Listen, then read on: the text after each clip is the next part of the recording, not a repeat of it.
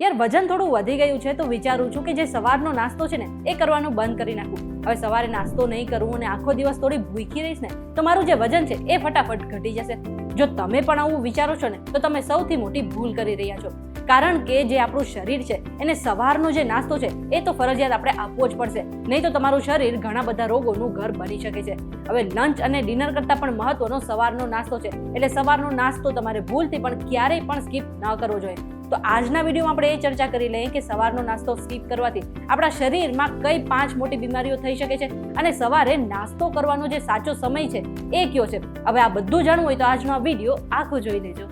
Video શરૂ કરતા પહેલા એક મહત્વની વાત, હવે જે આ ફિટ એન્ડ ફાઇન શોના જેટલા પણ વિડીયોઝ છે એ તમે યુટ્યુબ સિવાય અમારી વીટીવીની એપ્લિકેશન પર જઈને પણ જોઈ શકો છો. આ માટે તમારે વધારે કશું નથી કરવાનું. પ્લે સ્ટોર અથવા તો એપ સ્ટોરમાં જઈને અમારી વીટીવીની એપ્લિકેશન તમારે ડાઉનલોડ કરી લેવાની છે. એ પછી એપ્લિકેશનને ઓપન કરી લેવાની છે અને ત્યાં બિયોન્ડ વિડીયોઝનું જેટલું પણ ફોલ્ડર છે ત્યાં તમે ફિટ એન્ડ ફાઇન શોના દરેક વિડીયોઝ આરામથી જોઈ શકો છો.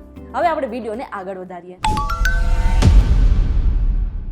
તમે આવી ગયા છો વીટીવી ડિજિટલ પર ને મારું નામ છે મેઘા. હવે એવું કહેવાય છે કે જો દિવસની શરૂઆત એટલે કે સવાર સારી રહે ને તો આખો દિવસ આપણો સારો રહે છે.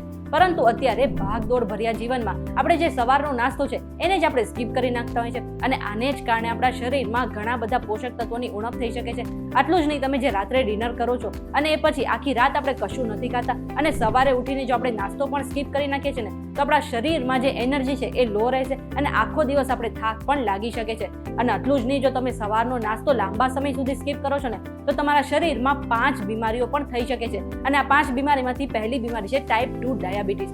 તમે જે સવારે નાસ્તો કરો છો તેના કારણે શરીરમાં ગ્લુકોઝનું સ્તર નિયંત્રણમાં રહે છે. આટલું જ નહીં, શરીરમાં બ્લડ શુગરનું સ્તર પણ જાળવી રાખવામાં સવારનો નાસ્તો મદદ કરે છે. જો તમે લાંબા સમય સુધી સવારે નાસ્તો નથી કરતા તો તમારું બ્લડ શુગર નીચું આવી શકે છે અને આ જ કારણે તમને ટાઈપ 2 ડાયાબિટીસ પણ થઈ શકે છે. બીજી બીમારીની વાત કરીએ તો તમને આગળ જતા હાર્ટ એટેક પણ આવી શકે છે. હવે સવારનો નાસ્તો સ્કીપ કરવાને કારણે ડાયાબિટીસ તો થાય છે, આ સાથે સાથે તમને બ્લડ પ્રેશરની સમસ્યા પણ થઈ શકે છે અને આ બંનેના કારણે આ બંનેની જે સીધી અસર છે ને એ આપણા હૃદય પર પડે છે અને લાંબા ગાળે આગળ જતા આપણે હાર્ટ એટેક પણ આવી શકે છે. એટલા માટે જો તમે તમારા હૃદયને સ્વસ્થ રાખવા માંગો છો ને તો સવારે ઉઠીને તમારે નાસ્તો તો ફરજિયાત કરી જ લેવો જોઈએ. અને ત્રીજી બીમારી છે સ્ટ્રેસ, એટલે કે વધારે પડતું તમારા શરીરની અંદર ચીડિયાપણું આવી જશે. જો તમે 1 મહિના સુધી નાસ્તો નહીં કરો ને તો તેના કારણે આપણા શરીરમાં સેરોટોનિનનું જે સ્તર છે એ હલી જાય છે અને આને જ કારણે આપણો જે મૂડ છે તેના પર તેની સીધી અસર પડે છે. એટલે નાસ્તો ન કરવાને કારણે તમારામાં ચીડિયાપણું આવી શકે છે, તમારી ચિંતા અને ડિપ્રેશનમાં પણ વધારો થઈ શકે છે. આ સિવાય ચોથું છે કે જો તમે સવારે ઉઠીને નાસ્તો નહીં કરો ને તો તમારા શરીરમાં પોષણ તત્વોની ઉણપ થવા લાગશે.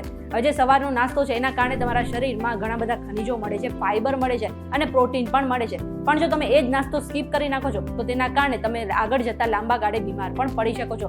અને છેલ્લું છે મેટાબોલિક સિન્ડ્રોમ. હવે આ જે છે એ નાસ્તો કરવાને કારણે થાય છે અને આને જ કારણે તમારા શરીરમાં સ્ટ્રોક આવી શકે છે, તમને હાર્ટ એટેક આવી શકે છે, તમને બ્લડ પ્રેશરની સમસ્યા થઈ શકે છે અને ટાઈપ 2 ડાયાબિટીસ પણ આવી શકે છે. ટૂંકમાં જો તમે સવારનો નાસ્તો સ્કીપ કરી નાખશો ને તો તમારું જે શરીર છે એ ઘણા બધા રોગોનું ઘર બની જશે. એટલા માટે સવારે ઉઠીને ભૂલથી પણ ક્યારેય પણ નાસ્તો તો આપણે સ્કીપ ન જ કરવો જોઈએ. તો એવું કહેવાય છે કે તમે જે રાત્રે ડિનર કર્યું છે એના 12 કલાક પછી તમારે જે નાસ્તો છે એ કરવો જોઈએ. અને ખાસ કરીને નાસ્તો કરવાનો જે બેસ્ટ સમય છે એમાં એવું કહેવાય છે કે સવારે 7 વાગ્યાથી લઈને 9 વાગ્યાની વચ્ચે તમારે નાસ્તો કરી લેવો જોઈએ. અને જે બપોરનું જમવાનું છે એ તમારે 12:30 થી લઈને 2 વાગ્યા સુધી જમી લેવું જોઈએ. અને જે તમારું રાતનું જમવાનું છે એ તમારે ઓછામાં ઓછા 7 થી 9 ની વચ્ચે જમી લેવું જોઈએ. હવે જો તમે આ પ્રમાણે જમશો અને સવારે ઉઠીને દરરોજ નાસ્તો કરશો ને તો તમે આગળ જતા ક્યારેય પણ બીમાર નહીં પડો. આ બધી જ માહિતી અમે રિસર્ચ દ્વારા એકઠી કરી છે અને કોઈ પણ સ્વાસ્થ્ય સંબંધિત સલાહ માટે તમારે ડોક્ટરની સલાહ ચોક્કસથી લેવી જોઈએ. આ વિડીયો તમને કેવો લાગ્યો કમેન્ટ કરીને જરૂરથી જણાવી દેજો અને આવા જ વિડીયોઝ જોવા માટે અમારી ચેનલ સાથે જોડાયેલા રહેજો.